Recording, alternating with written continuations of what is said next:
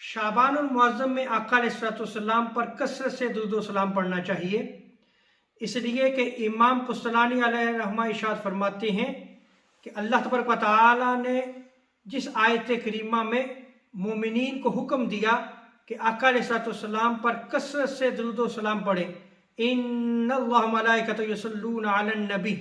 ये आयत करीमा इसी शाबानुल मुअज़्ज़म में नाज़िल हुई। इमाम जाफ़र सादिक़ अलैहिस्सलाम इरशाद फरमाते हैं कि जो शख्स रोज़ाना 700 मरतबा आका अलैहिस्सलाम पर इस शाबानुल मुअज़्ज़म में दुरूद पाक पढ़ता है तो अल्लाह तबारक व तआला कुछ ऐसे फरिश्ते मुकर्रर फरमा देता है जो उस दुरूद सलाम को आका अलैहिस्सलाम की बारगाह में पेश करते हैं, और जब वो दुरूद पाक आका अलैहिस्सलाम की बारगाह में पेश होता है तो आका अलैहिस्सलाम खुश होते हैं। तो अल्लाह तबारक व तआला उन फरिश्तों को हुक्म देता है